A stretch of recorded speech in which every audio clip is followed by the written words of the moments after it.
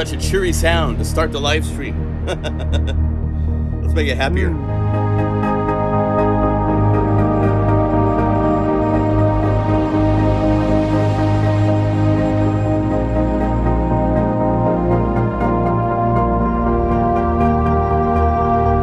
Anyway, hello everybody. Welcome. Live stream time. Hope you're doing well.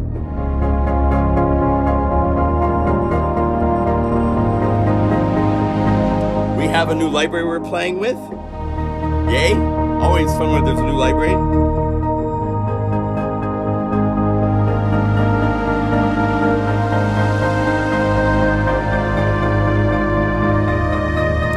This is Modularity. It is a library of very interesting synthesizer sounds and some very deep programming from our dear friend Tim Dale. He's actually going to join us in a few minutes, so stay tuned. He's here to tell us about the making of this library. It's massive. It's 325 patches. There's over 170 that are BPM patches, so for those of you that are needing the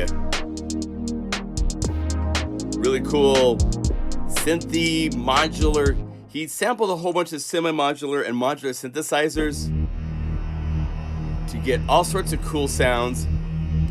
It's very deeply programmed. If you notice that there's a lot of things that have the volumes at 0, make sure if you have this library, you go to the macro knobs, play with any of the knobs that say volume. That brings up all sorts of additional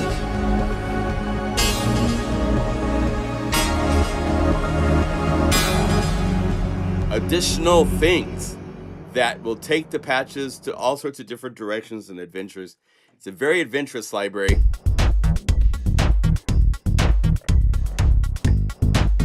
Bring up sequence volume.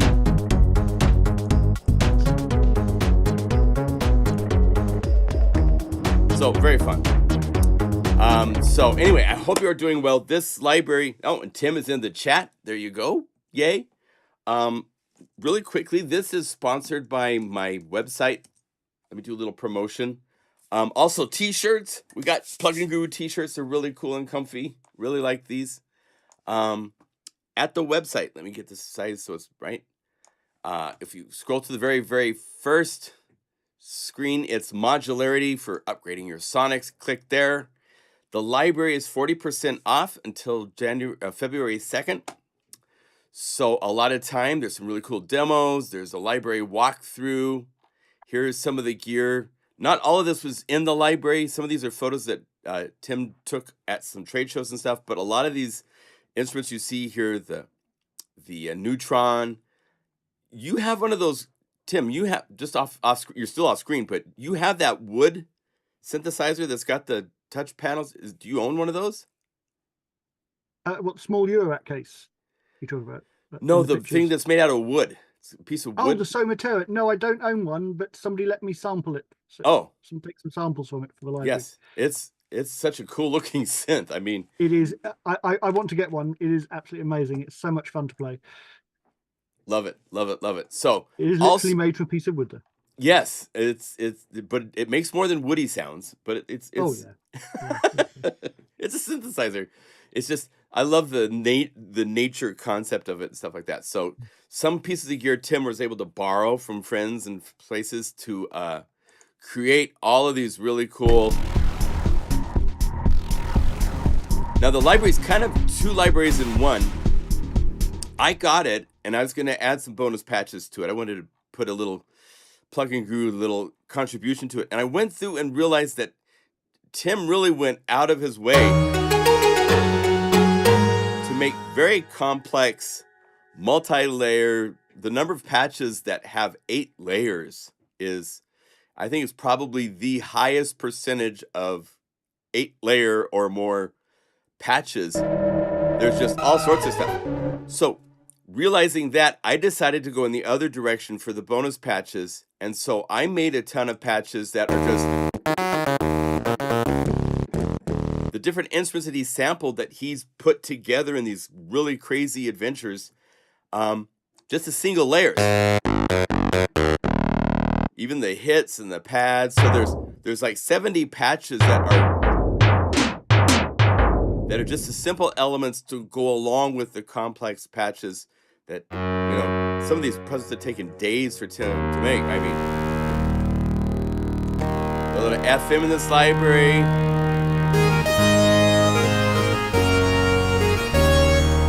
Oh, and this desert wind is super cool when you kind of need a chill moment. Just call this up and play it.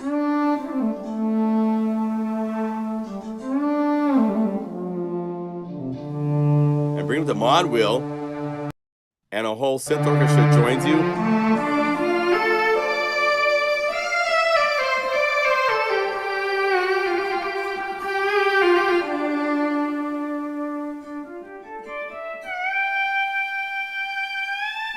So it's really, really, really fun. Anyway, it's available at our website, pluginguru.com. Let me give you a fourth. I thought I'd set up so that my t-shirts and merch were available underneath my videos, but that's not the case. I have to turn on something inside of YouTube. But here's the link if you're interested in any merchandise like this. If you want to like wear your Plugin Guru logo, that's cool. I'd appreciate it. It's very fun to spread the word, show people you're cool and hip, all that kind of stuff. Anyway, let's bring Tim over to say hello. Okay, so 1 second. Let me go over here. I have two monitors of two different resolutions, as I have mentioned and complained about for a while now. It just makes moving my mouse between the two monitors, and it locks up all the time. Anyways, hope it doesn't. Hey, Tim, there you are. Hello. Hello. How you doing? I'm doing good. Yes. So good to see you. Congratulations on this library. Let's do this. In your own words, explain the concept of modularity. Yeah, the main thing was that I've got a whole load of modular and semi-modular gear, and it can make some really interesting sounds. Again, I get these for sound design rather than any other purpose, and rather than just using them to make sound design to just include in other libraries, I thought, why not make the sounds of these pieces of equipment available within Unify, since we can. Right. So I set about sampling them. So I actually started this library back in February last year, and for the first 2 months I literally did nothing but sample. Wow. So so I've got quite a few pieces of equipment in there, right. And it sort of grew from there. Right.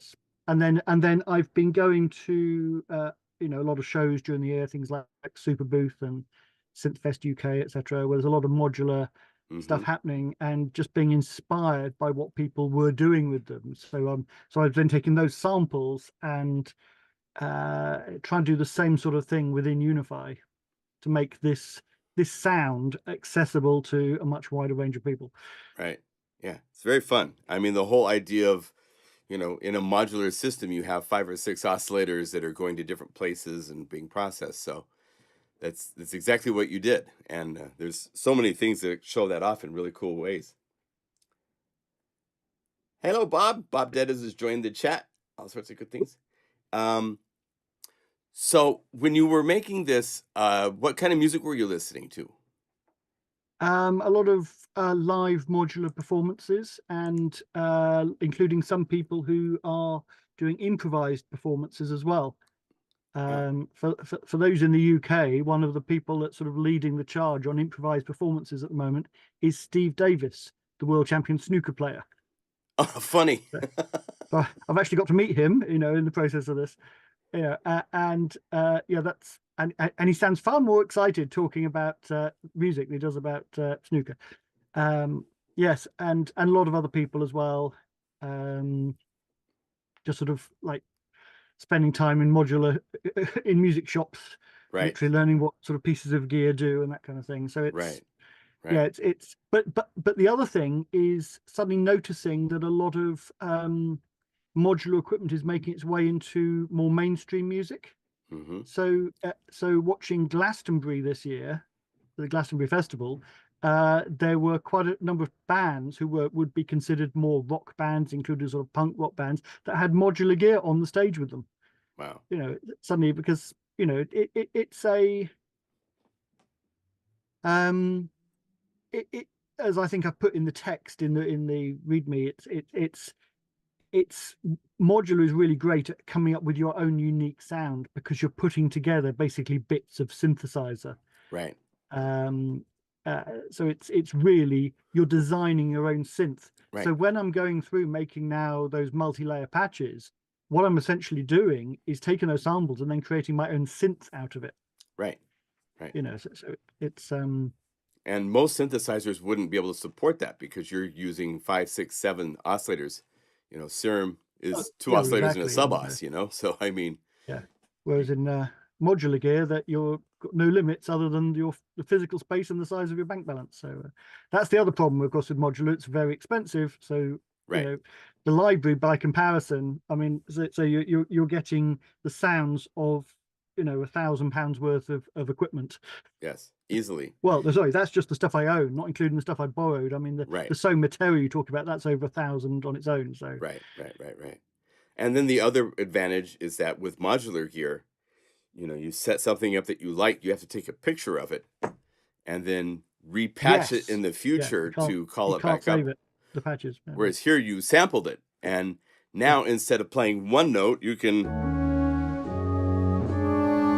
play as many notes as you want with Guru Sampler playing, because it can do 64 voices of polyphony. So yeah, definitely is into more expandable options to have it as a sample library versus sitting at the gear, Yeah. And I should just say that out of all this equipment, I think these samples have only really scratched the surface of what they're capable of. Yes. So if this is popular, there's a lot more to come out of these. So right. If there's demand for it. So beautiful. Is there any questions from anybody watching the stream? We'll I can answer Jim's question, because he said, does the mod wheel bring each layer in separately? Now, what we've done is the mod wheel tends to be changing the tone or expression of the patch, and then we've got other macro knobs bringing the individual layers in and out. Right. So so you can, because what I've done there, where some of the patches have got lots of layers, is what you can do, as I think John showed in the patch walkthrough, is if there's a layer you like, just mute all the other layers and just use that one. Right. That's what it's designed for, that you can pick and choose that bits out of that. And what I've also done is a lot of the patches that have sequences on, there's a macro knob to turn the sequence on off, so that if you find something you like but that's not the tune you want, you can just turn that off and do your own thing. So it's right. So yeah, every patch really rewards experimentation, investigation, and just spending time with it and playing around. So yeah, and it seems Bob Dedes is asking about whether you did performances. It seems like there's some performance-oriented things that are more complex synthesis, and then there's also just a lot of just really cool, just preset, made a cool sound, and then you sampled it. Yeah, no, I didn't record performances. I recorded the individual parts and then put them together in performances in Unify. So I am actually hoping to take all this stuff and actually play on live, because we have in the UK these things called EMOMs, electronic music open mic concerts. Oh wow! Where you have like 7 or 8 people performing during the course of an evening, and I've been helping set up the one that Sonic State run in the UK. So I'm doing the backstage stuff, getting people set up ready for the next act, etc. So you can learn what goes wrong. So when it's your turn, and they keep saying that they want me to perform at one time. So I'm gathering. One of the reasons I'm gathering this gear is so I can actually do that. There you go. And you've learned the pitfalls of people not doing things right and stuff like that. So oh yeah, there's a lot of challenges. I came to Germany probably 3 or 4 years ago for when Tom and Music did this really interesting synth patch fest. I can't remember what we called it, with a whole bunch of YouTubers. And one of the evenings towards the end, they had 2 guys doing a live Berlin techno modular session. They had probably close to like $30,000 worth of gear on stage. It was very elaborate, and they could go from one song to another song where they had all sorts of different modular stuff patched in for one song, other modular stuff patched in for another song. It was really impressive to see them being able to crossfade from one song to another and so forth. But that so much work to do that kind of a thing. You could do that with Unify though. I mean, if you wanted to, you could set up all sorts of crossfades from one Unify layer being a complex patch to another Unify layer being a whole complex patch. I mean, sky is the limit if you wanted to get into that, but that would take about as much programming as it did for them to do the modular concert, you know? So, well, it's very fun. We're going to show some more patches in the library. I just wanted to bring you over and let you say hi to everybody. Can I point a couple? The one that you just mentioned, by the way, the Desert Wind patch. Yes. Yeah, where that actually came, the idea of that one came from. It was after the film Dune came out, and in the music for Dune, they're using a duduk instrument, and there was a video online someone did of how to try and recreate that on various synthesizers. Oh, how so fun. I did the same thing, trying to recreate it using the modular sounds I had. Right. So that's actually what that patch is for. Okay, well, it came out. The attack bit's got a really nice.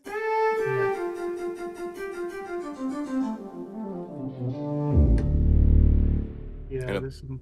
Plays a whole range. Like I said, there's some other slightly unusual patches in there as well. If you go to the patch BPM Groove Clatterbang. Groove Clatterbang, BPM Groove Clatter. There it is. Okay. Yeah. Okay, and if you bring up the, if you bring up the image for it. That's attached to the patch. These stairs. It's a set of stairs, and that's actually a metal staircase in a holiday cottage I stayed in back in early last year. Yes. And so I sampled the staircase. So all the metal hits you can hear there are actually different sounds from that metal staircase. So there's a couple of slightly more unusual things in there that aren't quite modular. But... Norfolk Steel. Is that a patch? Yeah, that's the sample set. Yeah, that's one of the sample sets. Let me see here, because I don't remember that being a kit. We should make a kit with that. Yeah, that's one of the sample maps. Yeah. Let's see, steel, and yeah, you don't have. We didn't make. I didn't know that was there. That's something that if you want this, say that you own this library. If you want this, let's go to BPM Clatterbang, BPM Groove Clatterbang. Call this up. If you hold down Option and hit Init, that gets rid of everything but the first layer. And then if you open up this Unify layer and hit Bypass, the little B button on BlueArp, now you have, and you can bypass Omega Delay if you want, but now you have all these cool metal hits. I didn't even know that was there. And that's all one staircase. And I love it has a little sign right here that says "Mind your head." So yes, yeah, it was a little bit hazardous. If you look closely at stairs, yes, actually offset. The left and right feet parts are offset from each other. So yes, I see that. It's really funny. Yes, it's called a witch's stair, apparently. How funny is that? Wow. Yeah.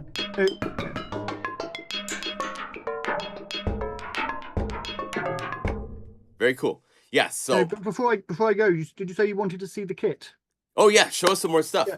Show us some stuff. So the main pieces of equipment used in the library are the Behringer Neutron, which I don't have to hand, but most people know that one. Yes. This one, if people don't know it, which is the Creator Audio / Pittsburgh Modular West Pest, which if you're interested in getting into West Coast synthesis, right, this is by far the best way of using that. Now, West Coast is more of a building up from sine waves, right?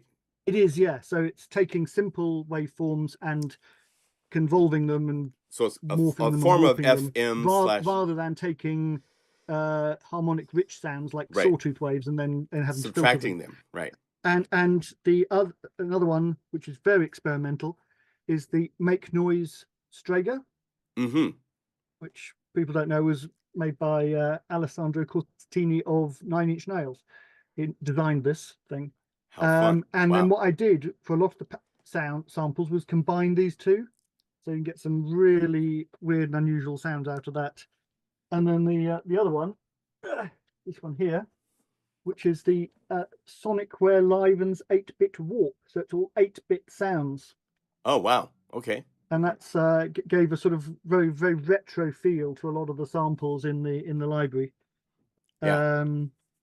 Yeah, just before I finished with doing this, got the library finished, I got the little Korg NTS1. So there are actually a couple of patches that are using that. How fun. Yes. Did you build that? Was that one of those that you built? Yes, it's one way. Yeah, you have to. You get the kit and you put it together. And I've just got to go with it the NTS3 Chaos Pad. So which is sort of load of basically how fun. So they're quite fun. And last one here is the which isn't on the list on the thing, which is the Strymon Blue Sky.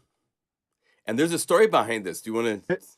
Yeah, there is. Yes. So one of the people that's sort of was often around in the UK music scene and around Sonic stage and people like that is a guy named Dominic Hawkins, and last year he passed away, and we didn't know until after he died that he actually wrote, for those in the UK will know this, the Christmas song "Stay Another Day" by East 17, and so anyway, after he passed away, his wife basically offered around the sort of the music scene people that he was connected to, where they wanted to buy any of his old gear.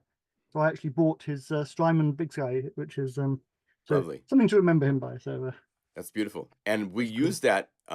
There's one of the plucks down here. Yeah. Is the Blue Sky piano, which is a lovely. Yes.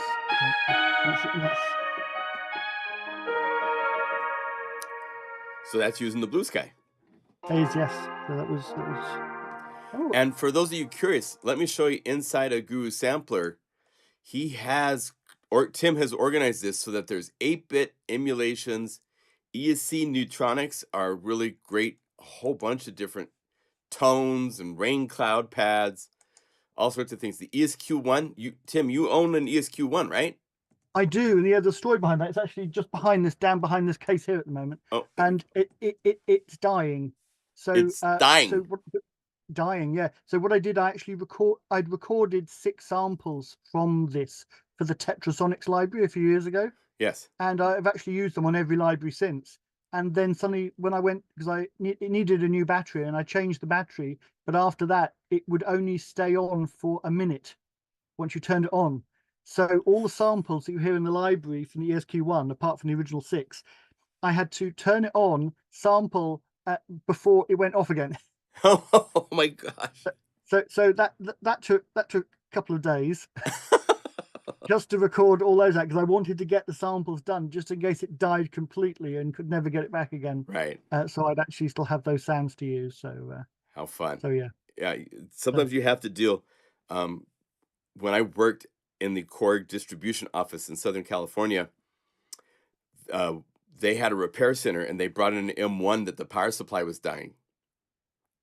And I used that to make some of the rad waves synth sounds that you hear in one of the libraries that we have, where it's just distorted, mangled, weird, broken sounds. I mean, sometimes those instruments dying make for really lovely sounds, and Yes, unfortunately, no, this wasn't circuit, but it was actually sounding normal, but just would then stop making any sound after a minute. So right, and it was you had a timer. Ready, set, go. Yes. So I was having to. I had like sheet of paper with all the sort of, for every patch, C1, C2, C3. Right. Cross them off as I sampled. Check them off as you go. Wow. Well, thank you for doing that, because it turned into a really interesting library. So. Oh yeah. Cool. Any other questions from our friends here in the chat? I get surprising sounds from my ESQM rack version. Yeah.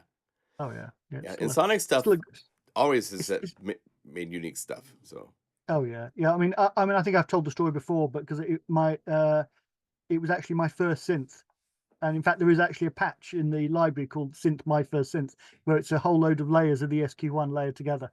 Oh, is that here in the library? My First Synth. Yes. Yeah, here we go.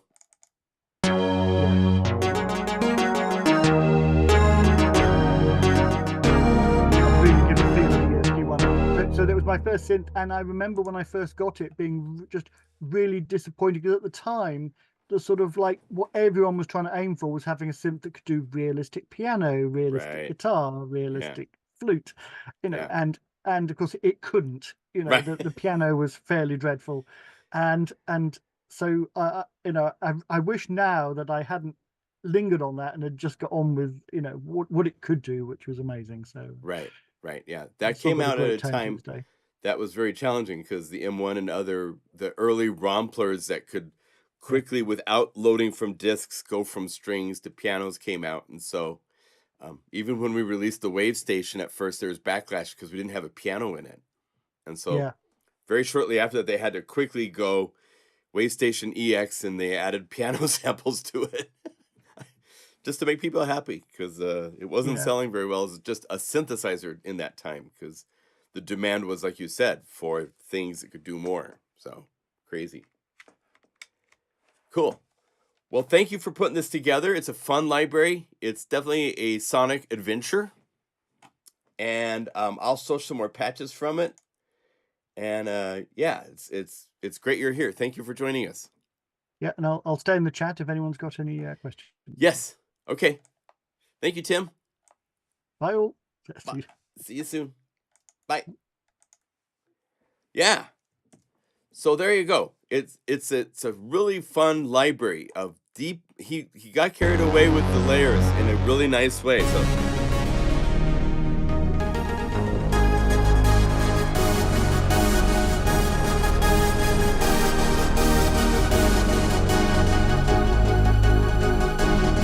it's automatically changing from big to small where. And one thing to do, for those of you that are new to the synthesizer world and stuff, one of the reasons to buy libraries is to study what someone does so that you can do the same thing. So in a case like this, the solo button is really handy.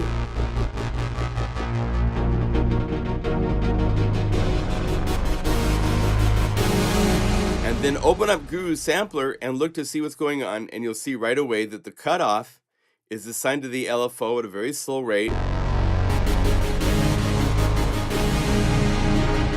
If you keep playing it,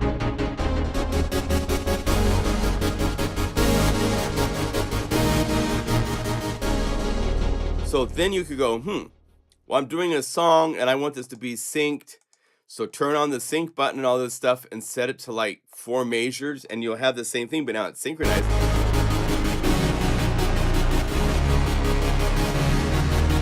to your song. So it will go down and up in brightness and so forth as you're going through it. Let's see what else we got here. Here's another layer. And you can see from the key zone that he has it split. So it goes up the keyboard and then goes away. Now our split, just so you know, this splitting capability, this is done over here with these parameters right here. And as you can see, they change the brightness of the range. Now, to get to have the crossfade splits and stuff like that, we never did put parameters in that show you this. This is a special ability. If you hold down Control and Option or Alt on your keyboard and then click in the top corner, if you click in the right place, you can then change this so that it does what's called a crossfade. And to really make this work, you have to look inside here. He's using DX, and there's some velocity control, but not a lot. This crossfade control is controlled by velocity. So when it's doing this, it's modulating it's doing a velocity offset to the notes it gets played. So you don't hear it doing quite the same crossfade as if it was on Guru Sampler, where you could set the velocity. Let's solo this layer, and let's turn off this. If I set the velocity sensitivity really high, I could now make it so that right click and drag, and then hold down Control and Option and click right up here. I can make it now so that now you really hear it doing a really smooth crossfade into this range, because it's offsetting the velocity sensitivity your plugin also has to be set to be velocity sensitive. Otherwise, it's just going to be a cutoff point where it stops. Now, if you want to get super nerdy, we actually have an additional parameter, which I can't think I can't think of a single other plugin that can do this. But when I asked Shane for this ability, this was inspired because Omnisphere has a live mode that you could stack and you could do this fading. In Omnisphere, it's doing it by volume because it's actually inside the plugin, so it can control volume. So it's even more useful than this as far as that goes. This is only with velocity. But we do have, if you hold down Control and Shift and click in the middle, you can actually change the curvature of the fade in for your split points if you want. And I can't think of another plugin where you can change not only a fade by using Control and Option or Alt. If you hold Control and Shift and click in the middle, you can now change the percentage of the crossfade. So that is a very secret power tip because it's not a parameter that even shows up inside of the interface you can modify. The only way to modify this is by modifying keys, click and drag to change it. But it's changing. Again, this is all based on the sensitivity of velocity of whatever you're controlling. So if I had Serum here and I didn't have any velocity control, it would just be playing, and stop because it sends small velocity values as it goes up, but if your plugin is ignoring those, it ignores those. But that's really, really, really cool. Let's see what else we got here. Third layer, little fluffy metal. Just a cool layer. That's the fun thing with Unify is that even a complex Unify patch, that one and Crazy Town is available on, let's see which knob is doing it. Now, another thing to look at is that, let's see, my mouse is dying again. I have to keep doing this. If I solo this, if I unsolo this, when I bring up the perk volume, it brings up the volume.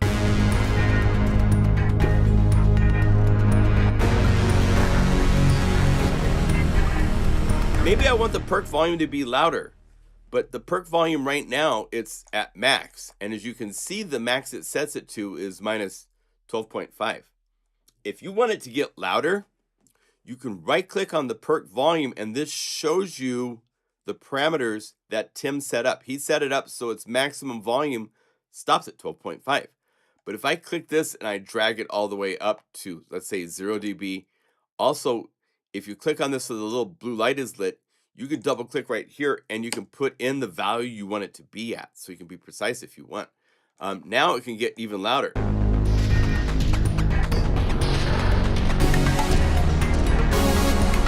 So, what the parameters are set to is not necessarily what it has to be set to. And if, for example, if you did this and go, oh, I want to be saved this way so that I can call it up this way whenever I want to in the future, here's the power trick to do that. It requires first, because we've loaded Supermassive and it's lit over here in the browser, you can right click and the delete this patch but option is lit. If you right click on any other patch, you'll notice that delete this patch is not lit. That is only lit when it's on the patch that's currently loaded. So if I say delete this patch and say okay, I have now deleted that patch from the library because you can't overwrite the patch. But now I could go over here and I could go save as and I could resave the patch and now it's in the library. And now my volume is saved going up to a louder volume. So I've resaved it. Now, if you reveal this in the Finder, you'll notice that this, instead of being a UPF file, which is the protected Unify files, it's now a .unify file, which means you can update it again in the future. So that's one way of doing it if you wanted to delete and replace. The other option, let's say that this was the original version of Supermassive. If I want, I could go over here and I could go Supermassive JL.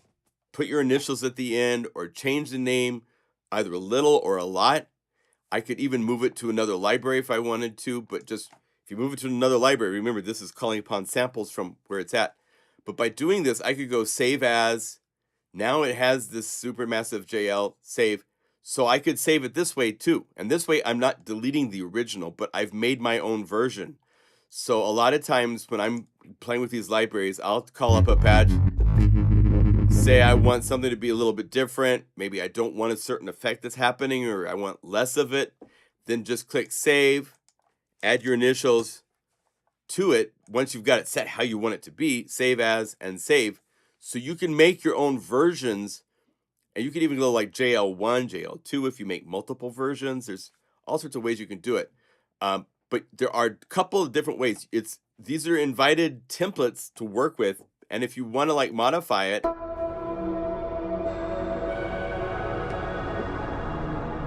maybe, let's see what else we got here.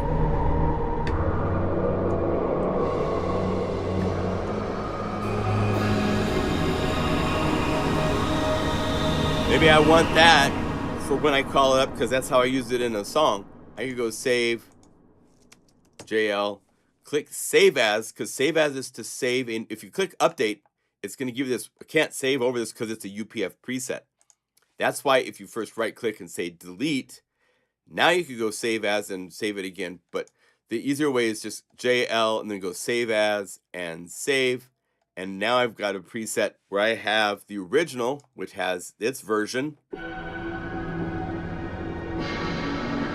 right? And then I have right next to it my version that I used in some song that I did. Right? So those kinds of things make it so you can expand these libraries, take a bass. These are the simpler basses. Let's say I went to Unify and I want to load instrument layer 1 and I want to load twang and pluck. I could call this, now because we've loaded layers into Unify, we tell you it's been modified. So first thing that you could do is go up here, say, I don't want modified, just say JL, and then save as and save. So I have the original, let's put this back to loading by normal. You can make versions all day long. And let's say after I saved this, I changed it more. Let's say I made it stereo. And I wanted to put something fun like, let's put some sort of like a distortion. And I want to put that at the beginning. I could save this as JL2 and save as, save. So you can keep building and having as many variations just by modifying things and then saving it with your initials and a number or something like that. So that way you can customize these patches and take them into other places, you know?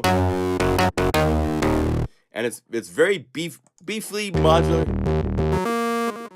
The West Coast stuff is based on sine waves that get modulated with not necessarily ring modulation. It's almost it's a form of phase distortion in some respects. So now one cool tip, if you want to make something even beefier, there is a plugin inside of Unify that I use all the time under EQ called MDA loudness.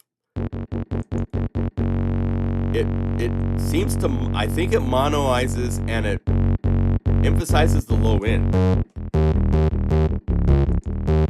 So here's without it, with it.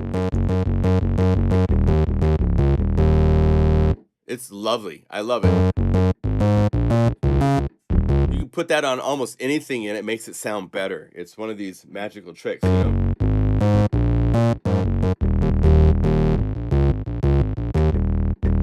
So there's some little tips to help you along the way. Again, this library is kind of divided into two things. There's the full library, which has all of these just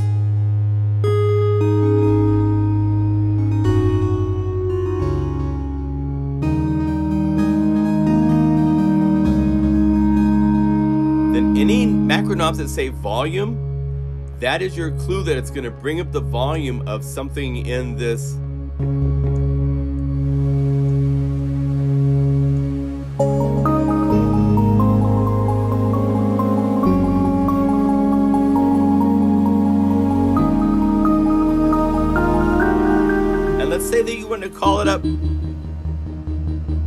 like this every time, and you didn't want to have to call it up and move the knobs, this is a perfect example where you go save, put your initials at the end of the patch name, and just go save as and save. And now you have a version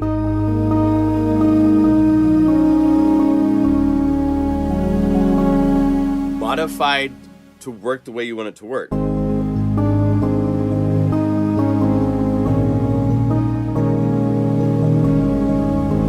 Right?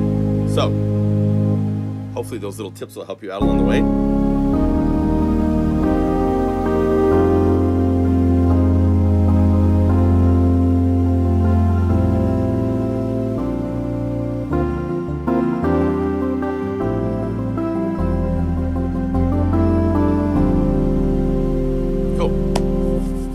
If you have any questions, this next part of the live stream, we're going to do some question and answer. I've received some good questions I wanted to answer.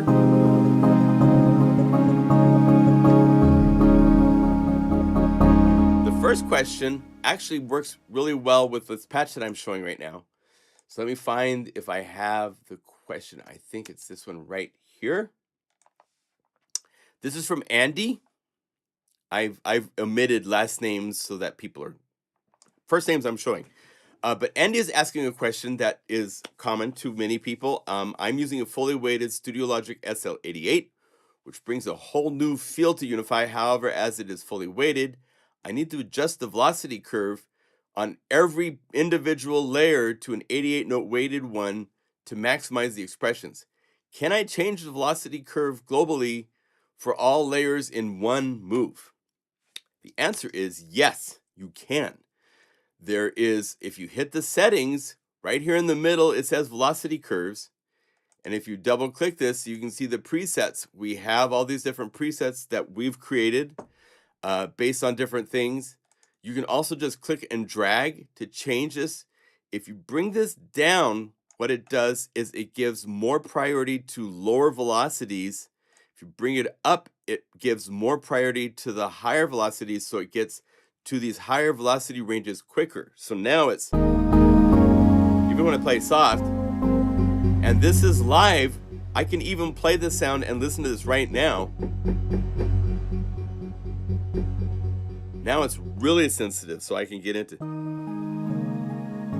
And again, this is based on velocity, just like the key range that I showed you. So if you're playing patches that have minimal amounts of velocity, this can't change anything because it's dependent on the velocity sensitivity of the sounds you are playing.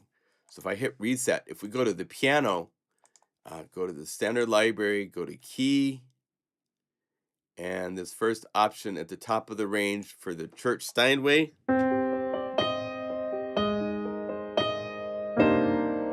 If I check the main layer, you'll notice the velocity is at 90. So what that means is because it is so,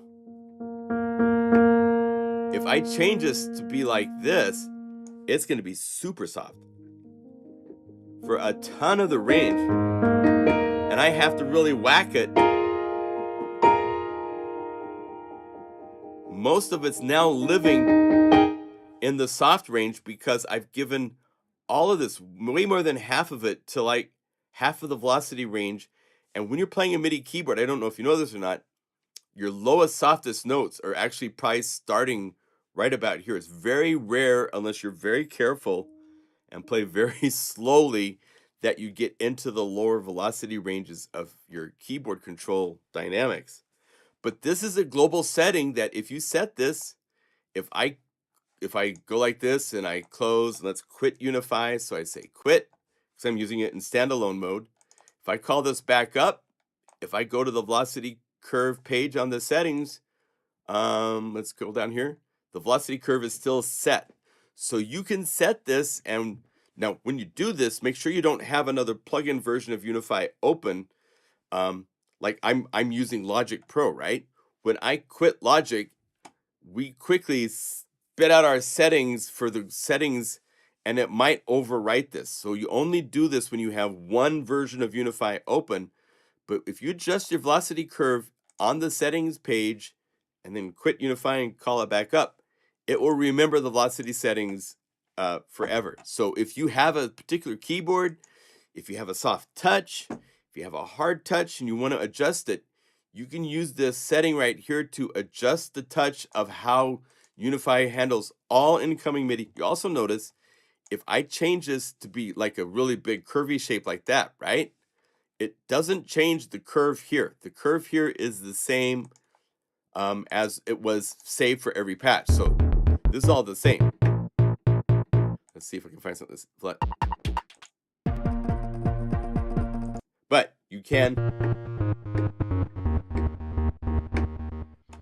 yeah, just remember that this is it's global. So if you're playing with multiple controllers, your 88 note weighted action might feel great now, and now your weighted synths might be too sensitive or not sensitive enough, because it's all whatever it is, it's talking to Unify from the MIDI and settings page. But we do have the ability to save a preset for the velocity curve. So you can modify this. You can even, if you really want to go crazy, it is multiple breakpoint savvy. So you can make your velocity curve be like this if you want it to be more random and unpredictable. And, you know, I wouldn't do that. I don't suggest doing that, but you can do that if you want. So that is a very good question. And the answer is yes, you can change that. Again, it depends on the patches, because if you're playing something like one of these where all this velocity information is being done by the blue arps and all this stuff, so it's not going to be affected. It's more for when you're calling up like a piano or a key or a synth patch, something down here, and then you need to play soft and hard and see if it changes velocity. Like it changes some. So I could use velocity curve to change how it responds with that amount of change. But I can't make it get any lower than the soft velocity that the synth patch is programmed at. So if that's the case, you can open this up and bring the velocity sensitivity, turn on the filter, bring down the cutoff, and then you have the velocity range to this envelope that could be modifying it and so forth. But so is the global velocity curve saved? No, the global velocity curve is just that. This is a global velocity curve you set and forget.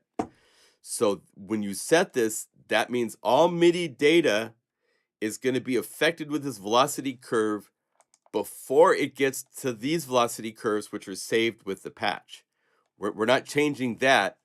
We just put in an additional velocity curve in front of the existing velocity curve.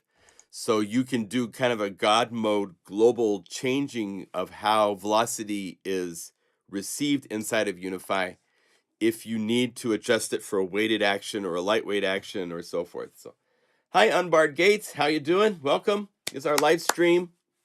We're just hanging out. I'm showing some tips and tricks with Unify. This is our plugin that can load VST audio unit, VST3 plugins. The other thing that's cool with Unify, for those of you that want just a really quick demos, I can take this sound and I can say Unify layer, and unlike any other synthesizer on the market, I can click other patches. I could load 24 patches. And these patches could be your own patches using any plugins you own. We give you God mode. It's the one ring to rule them all. It's definitely the Lord of the Rings. This is the Sauron ring right here, my friends. So all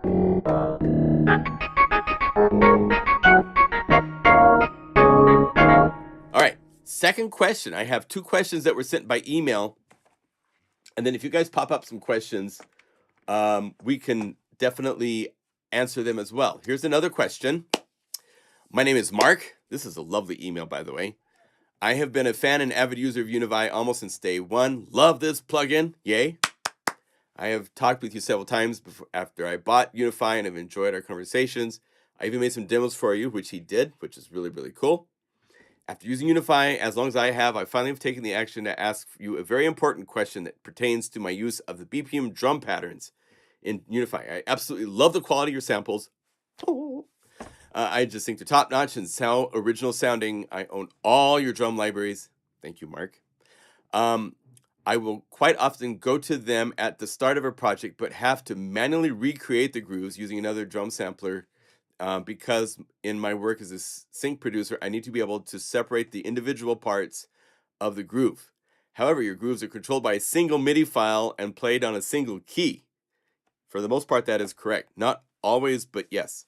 So my long delayed question to you is it possible without blocking out hours of my day to play your grooves using separate layers so that I can record them into separate MIDI notes, thus allowing me to mute certain drum parts and then be able to bounce these to audio files quickly and easily, or better yet, just mute them right within Unify on their own layer. Being able to do this would allow me to easily customize the groove to my own needs, which would be awesome. It does take a little work. Unfortunately, we in this version of Unify, there is no audio output assignment, so you'll need to solo and then spit out a bounce pass for each layer of the percussion grooves that you create. But you can split them out and separate them fairly easily. Let's do this. Let's go to a library that's all BPM drum groups like Rad Bad Beats, and let's go to something like one of these where it's let's see. Let's find one to, let's say we want this to be separated out. This might be one where, now we have to look at Groove Sampler. This is using Rad Bad Beats and Princeton, which means it's a MIDI file. So that's going to be really hard to separate out because the MIDI files are one of these things where if you solo this, and let's solo over here. I'm playing separate keys on the keyboards to play the parts out, right? So it would take a lot of work, but you could go through this, and in this case, you would, let's do this. Let's bring up Livestream Trippin' inside of Logic. So I'm going to quit Unify here. My mouse locks up again because it loves to lock up. Let's go over here. I should have shown an easier example to start because that's a very deep, challenging starting point. Let's see here. Let's call up Unify. And maybe we'll start with a simple one first, okay? So let's go to the standard library. We'll get to the Livestream Trippin' in a minute. If you go to the BPM drums here, a lot of these, if they say drum, unless it says RX2, RX2 means it's a recycle file. But if it's like old chill tape, this is using a drum kit. So that means it's easier to separate. And the way to separate it would be to open up MIDI box, and right here we have two parameters for the output note range. This tells MIDI box what range of the MIDI file to output. And you can say include the notes or exclude the notes. It's two important options that you can use to make it a little bit quicker to do this. Let's say I wanted just to have the kick drum. The way that we do our maps is general MIDI inspired, and so the kick is first, then the snare, then the hi-hats and cymbals. So if I bring down the top of the range,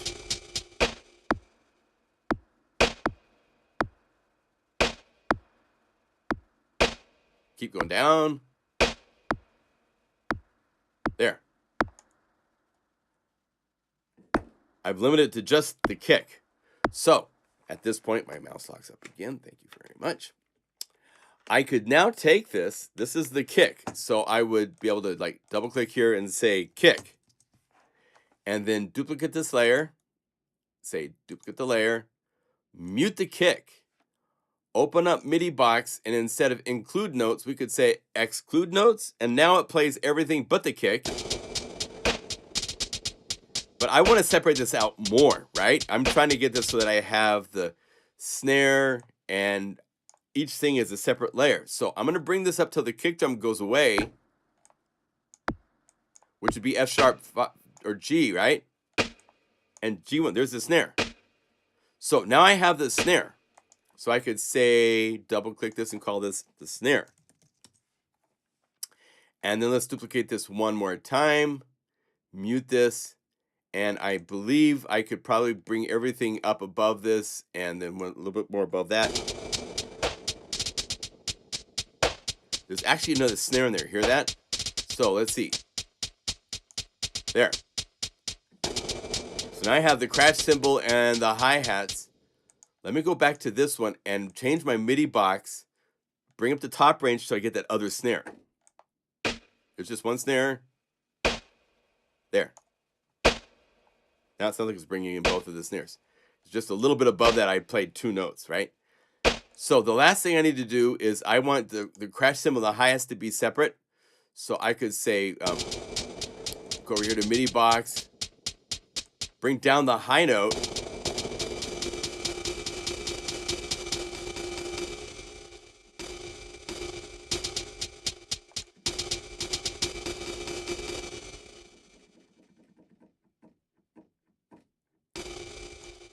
Call this the ride crash.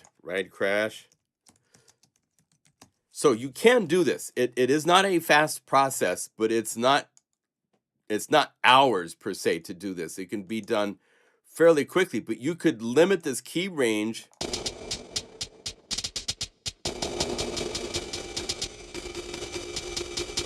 I got the hi-hats. Now I don't have the crash cymbal ride thing.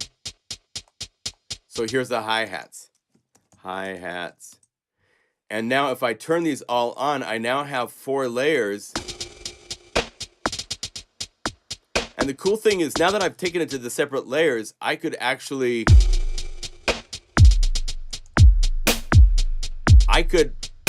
change the programming, change the lo-fi effect. This is using the really, really cool chow tape model to make it sound lo-fi and kill all the low end. I could bypass that on the kick. All right, the other way to do this, very, very good point, Michael. The other way to do this is you could do this in your DAW. Like if we call old chill tape up and we open up MIDI box, we give you the ability, if you click on this and drag, you're dragging the MIDI file directly to your DAW, just like that. Keep. So you can take anything that's using MIDI box at any time and drag it into your DAW just like that. And now you could manipulate everything here, where you could say, let's give myself a whole bunch of copies of this, but just by holding down Control, Shift, and Return in Logic, it will make a whole bunch of the same. Go like this. Go to each one of these things, and actually, I would probably use not the event list, but I'd use. Let's have that go away. Go away and hit P. There's a really cool thing inside of Logic where if I highlight something, and if you go over here to the functions, I think it's under the select, right here where it says select, at the bottom of the list, Shift I is inverse, which means like it, instead of selecting the hi-hats, it deselects the hi-hats, selects everything else, hit delete. And now that's the hi-hats. And then I could go to this one here and I could say, here's this sound. Shift I, delete. So you could do it at a MIDI level as well for these. And that actually would be something that you could do then even for the recycle files, because you would just be enabling notes and disabling notes for the snare hits and all that kind of stuff, right? So there's 2 different ways that you can separate things to have separate stems of the different audio things, whether you want to do it in your DAW or whether you want to do it inside of Unify by duplicating it and using these options here. I show you guys, it's a fun trick. If you want to like process the snare, so you could go to something like Rhythm Freak is a little complex. Let's say straight pop. That snare. Maybe I want to do something different just to the snare. All I have to do is use MIDI box to find the snare, right? Let's set this to include notes. So we first.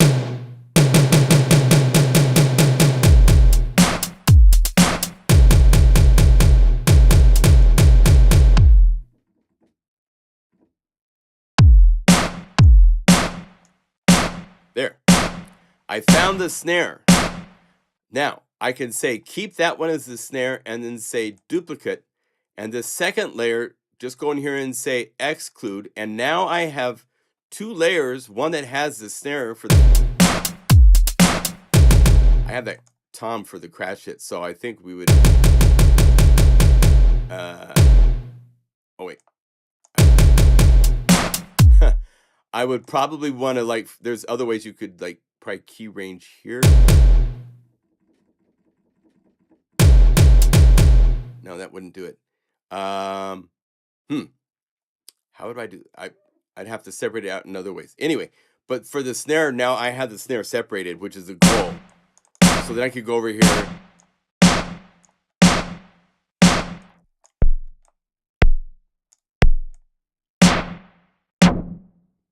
So I could do...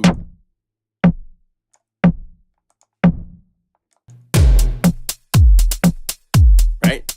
So you could do crazy things like that for getting just a certain sound out. Rob Stewart, is it also possible to do the opposite? Drag MIDI from the DAW into MIDI box. I don't think we made that ability. But good question. I don't think that was ever added. I think we only added the exporting, not the importing, because it needs to be a saved file.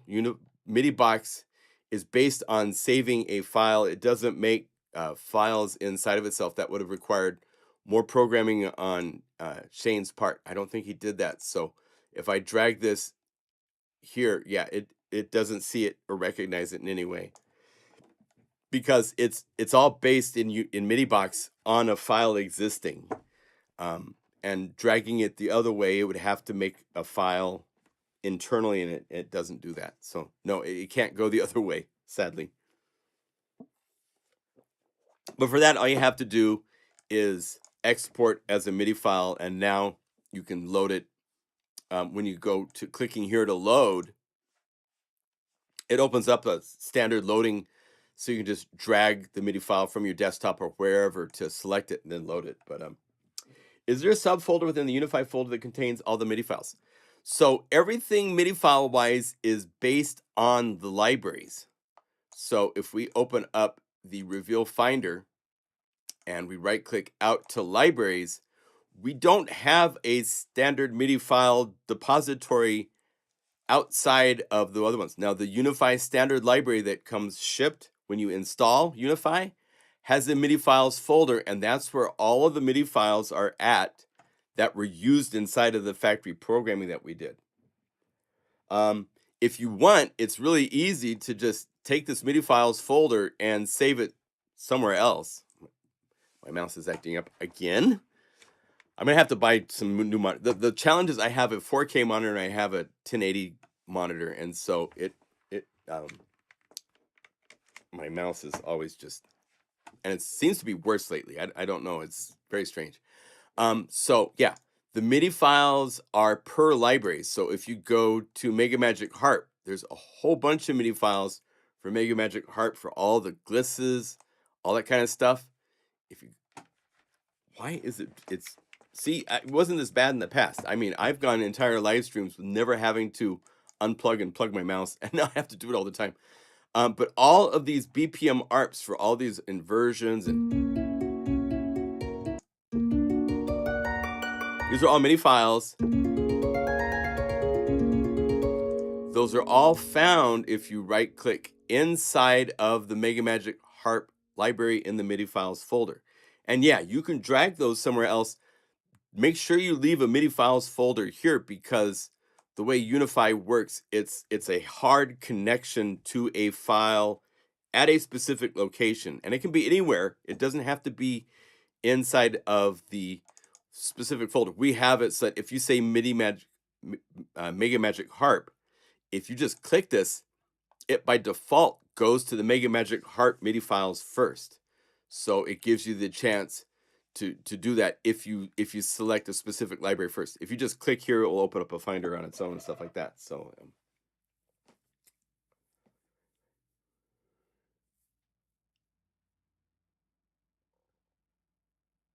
okay, thank you for letting us know. We'll take a look at that, DaVinci.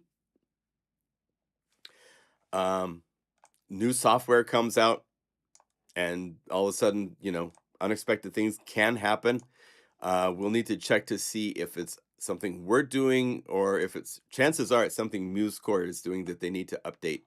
But we'll look at that. That's good to know.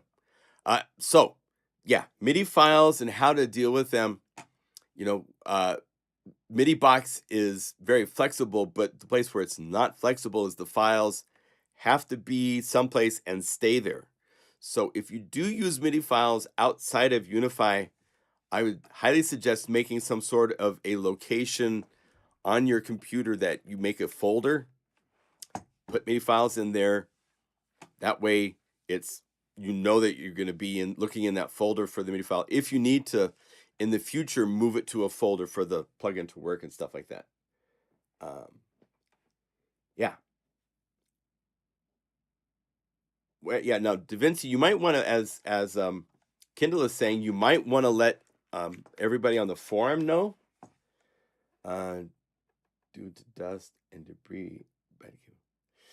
Yeah, I think it has. I don't know if it's the mouse. I'll try another mouse to see if it's the case.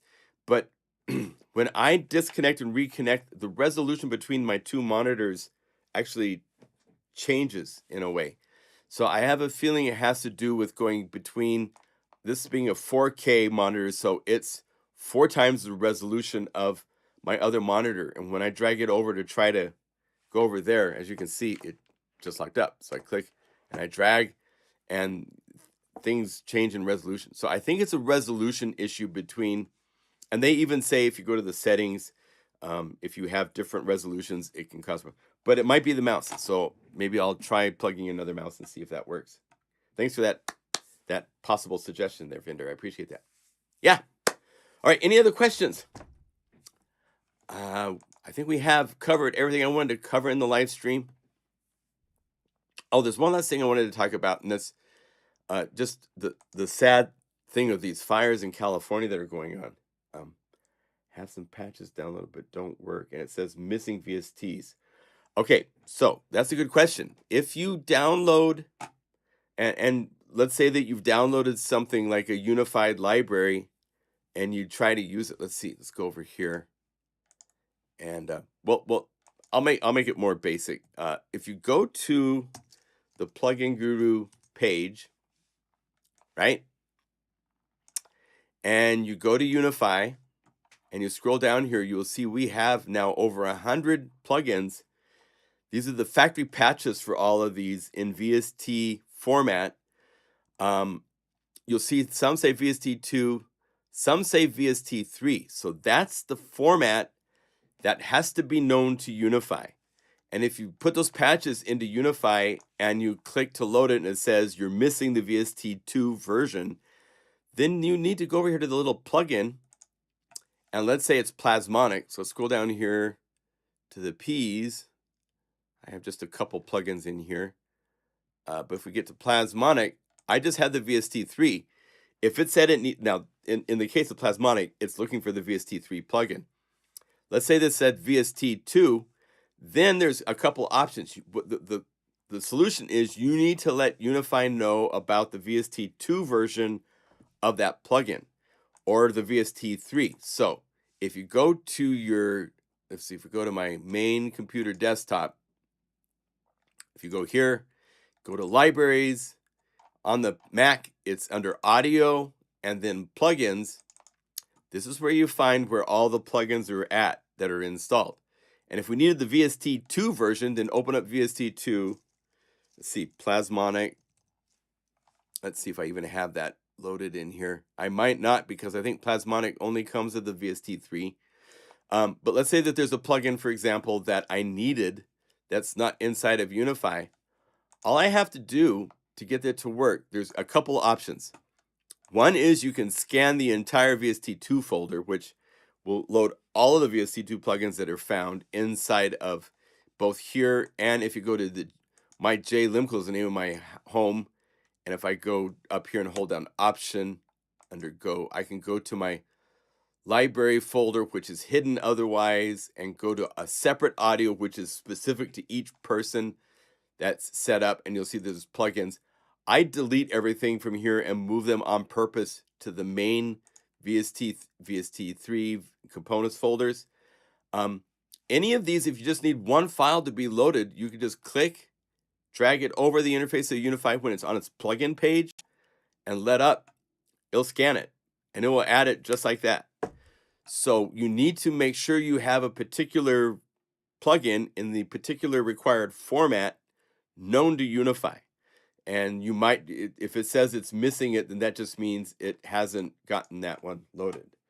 So, I don't see any. Cool. All right. So, thank you for that. We're doing some tech support with Taylor in the chat. So yeah, if you're missing plugins, that's the solution, because you need to make sure. And inside of Unify, as you can see, there are cases you can have the VST, the VST3, and the audio unit version shown. Like if I go to Plasmonic, for example, just for giggles, let's go over here and Plasmonic. There is Plasmonic. The audio unit version exists because that's what it needs to work inside of Logic and other things. So if I click and drag here, I'm now telling it to use the Plasmonic audio unit version too. So if I scroll down the list of Plasmonic, you'll notice that now, if I go, where's Plasmonic? IJ Plasmonic. Oh. Close. Let's see if it's a bug. It might be a bug that it didn't update the database. Plasmonic. Huh. Well, let me see something. If I go Plasmonic. Well, so for some reason, it's not loading for me just right now. But if you did that in most cases, maybe because I'm inside of Logic or something, it would add both, and you would see both the component and the VST3 versions. I don't know why it's not doing it right now, but you can have multiple versions. It's just when you get it to the list, you'll see both VST and VST3 or audio unit versions listed. So that would be where to go. We want unified t-shirts. Okay, I'm working on it. I have the logos and everything. I just need to get them set on the shirts. Would you want it on a big like this or a smaller t-shirt size in the corner? Because I can design both. I'll probably make it in both versions. So you have it here as a small or the whole thing. But yeah, we'll do that. All right, cool.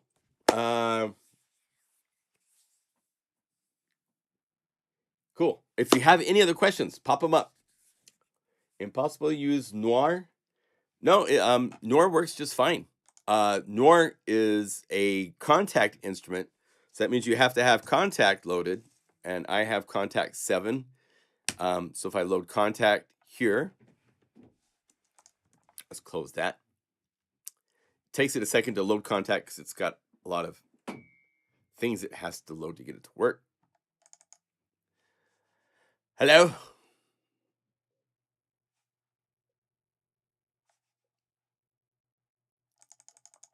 Hello? We want contact 7, please. Oh, there it is, finally. Okay. Recover. Let's see. So Unify.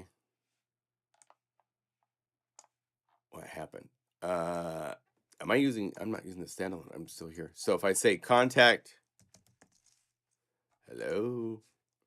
Oh, not that bug.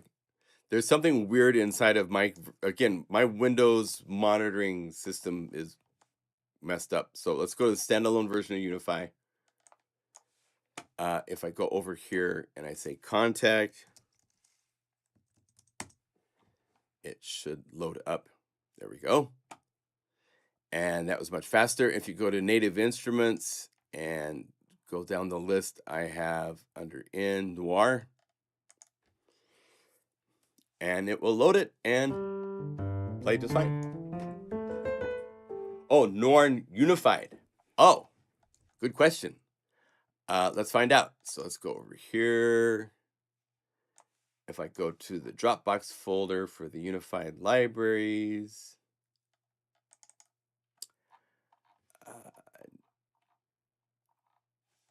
see, where's, let me search real quick. I have 124, let's see, Noir and Unified Libraries. There it is. Now, it was saved for Contact 6, so I'm not sure what will happen. Let's find out. So, let's see. I double-clicked. This gives me a .guru file, right? So, let's drag this over Unify and say OK to install. Go here to the Noir.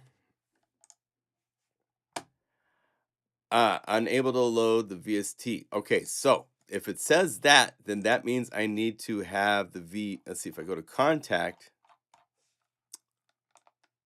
I think I have only the VST3 version right now known. Contact, okay, contact. Yes, VST3 only. So I have to go to my VST folder, which is right here, and go contact. See, is it under native instruments? LM.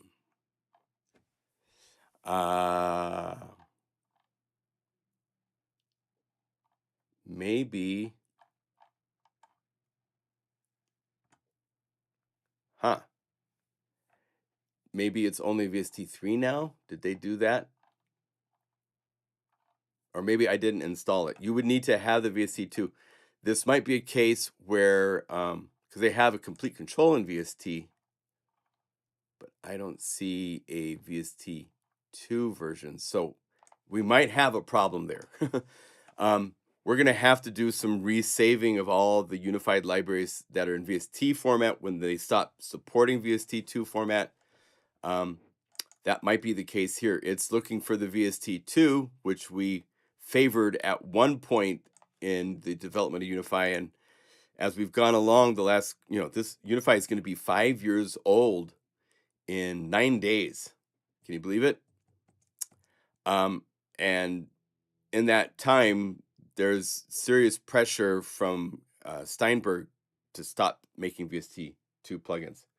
So, yeah, that might be a problem. Contact might not support VST2 anymore. That's what I'm wondering. It seems like that might be the case.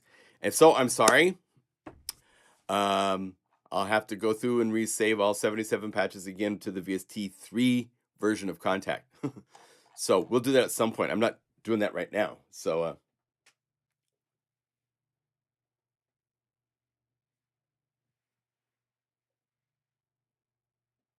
thank you, Taylor. Yes. Next week, you know what? It'll be the closest we're gonna get. Next week is our last live stream before the NAMM show.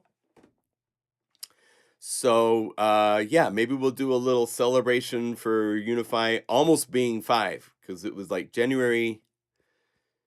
Actually, you know what? I got to look back at the date that I made my announcement, but it might have been before the 20th because we released it. Yeah, I think Contact 7 is only VST3. So that's yeah, 5 years. 5 years and crazy development. I have something funny I can show you for closing out today. Check this out. Let me see if I go, actually, if I go like this, find any file and say Unify. Check this out. If I can find it. Where is it? Here it is. So this is February 11th, 2019. I had been working with Shane Dunn for a while. Shane is the gentleman that wrote the code to Unify. And we originally were trying to get Unify to work. And I'll tell the story again next week. I'm sorry, but we were originally trying to get to work on an iPad. And we actually made something, but it didn't work quite right because the iPad wasn't strong enough. And I was like, well, the reason I wanted to try to do this was because VST3 or Audio Unit 3s were the first plugins that could be registered so that other applications could use them. So there's a mixer and you can like layer multiple plugins from different companies. The Moog plugin with, you know, some other plugin that's made for the iPad. And I'm like, that's what I've wanted to do since for everybody with plugins has always wanted to do that, right? And so I talked to Shane about it. We tried it on the iPad, and it just wasn't strong enough. And he's like, well, design an interface. He goes, I've been working on that on the Mac and the PC, and I think I can get it working. And so I made in Photoshop. I think this is it. I think this is pretty close. This was the first version of Unify that I drew out in Photoshop before it became a real thing.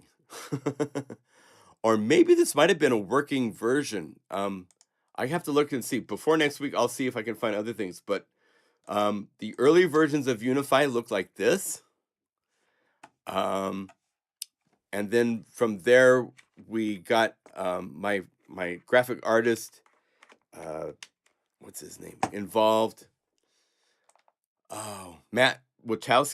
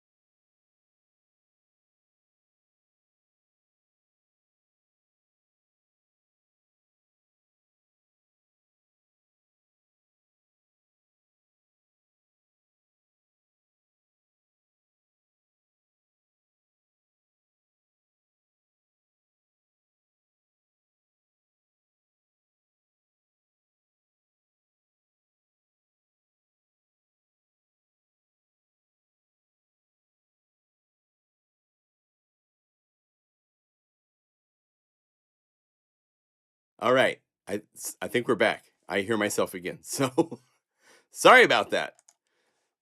I haven't had an audio drop out like that in a long time. I don't know what caused that, but we're back. There you go. Yep. Everybody here? Okay, sound back. Good. So sorry about that. The joys of live stream. It's live. We're live for sure. 100% live. Anyway, those are the questions that people had asked me. But yeah, it's been 5 years. 5 years in January, we released Unify.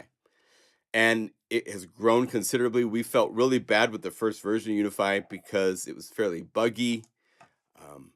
It had all sorts of unexpected issues that we didn't get reported from our beta testers that tested it during October, November, December.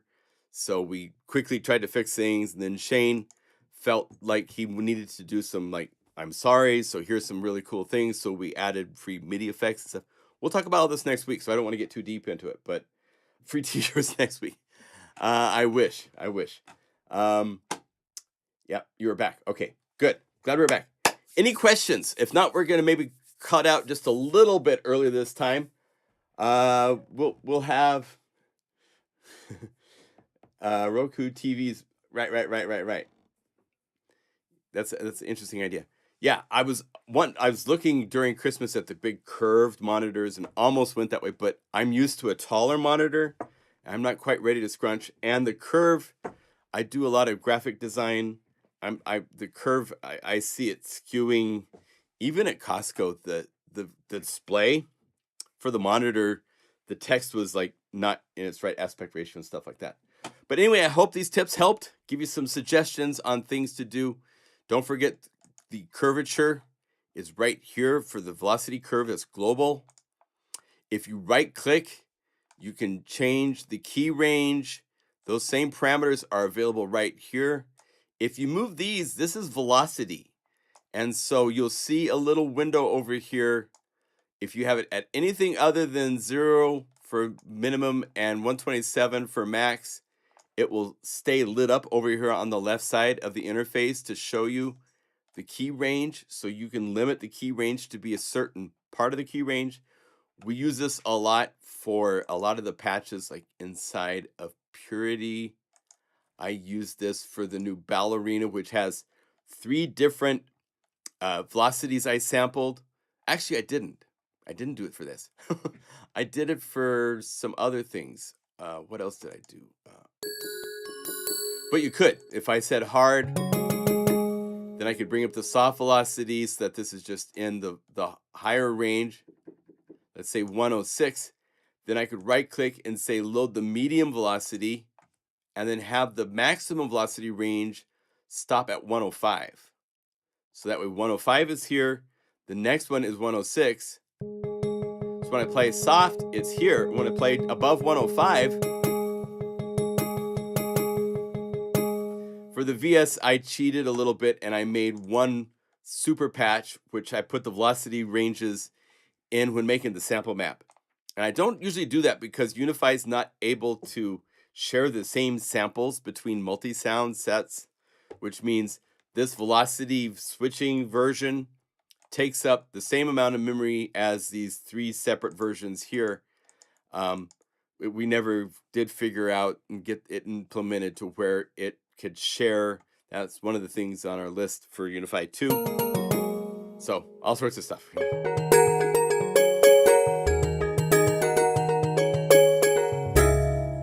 Love you all too. Thank you very much. All right. Thanks for watching. Any other modularity questions? While Tim is here, he's happy to answer. It's such a fun library. Don't forget, at pluginguru.com, you can pick up his library at 40% off. So here is the page. Just click where it says modularity. I'll add it to the pull down menu over here. There's some fun demo songs. There's the walkthrough video that we created for it and some details directly from Tim. I don't know if I put those in. Let's see here. I'm going to add, he sent me some comments, so I'll put those in here underneath the cool interface and graphics and stuff like that. Shout outs from wherever you are at. Shout out from Eagle, Idaho.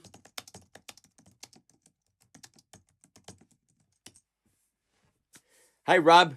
Greetings to Amsterdam, my friend. Thank you. Golden, Colorado. Boston, Brian, good to see you, man. Florida, I love it. Germany, great. Chris, good to see you. Michael in Madison, Wisconsin, I love it. I don't know if you guys saw the game last night, but man, Ohio looks great. Kasaka-san in Japan, arigato gozaimashita, domo arigato. Domo. Germany, New York City, Andrew, good to see you. So good to see so many of you. Thank you for hanging out. We have a good time each week. I hope you enjoyed everything. And yeah, should be. They're all internal plugins, which are fairly lightweight.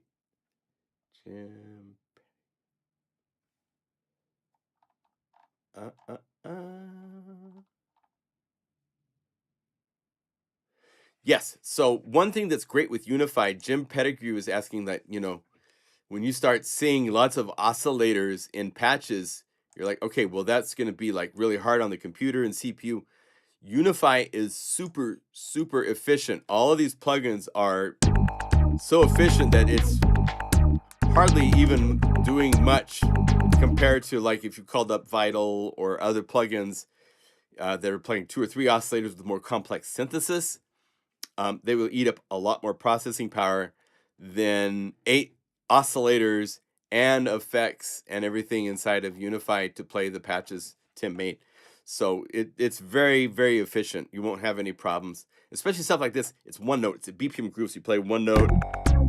It's not for playing chords for these kind of things per se. But even if you get down to the BPM pads and so forth, these have lots of layers. You can play chords. and still it's just chugging along just fine on my computer, so it's not a big issue at all.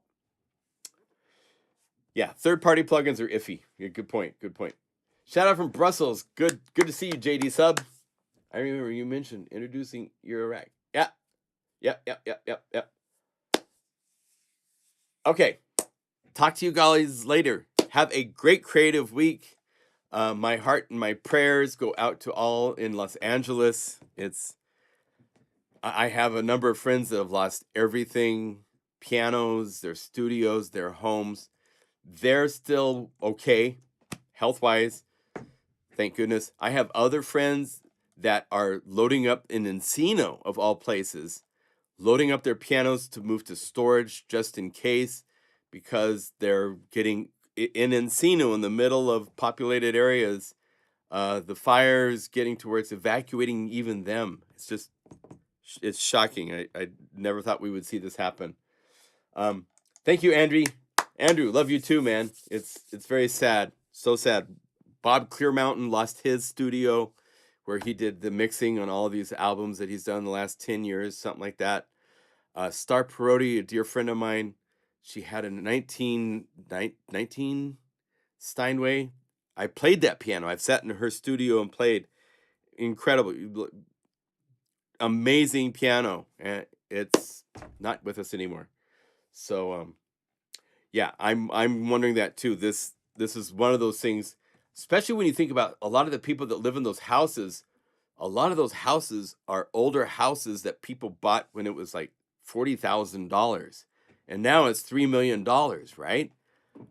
Rebuilding there is so expensive. I don't know if they can even afford. So the displacement of people from this fire is just, it boggles the mind to think about it. And I have other friends in other parts of LA where the winds are so strong they're blowing over transistors, which are sparking and starting small little fires. And I am so sad for all my friends.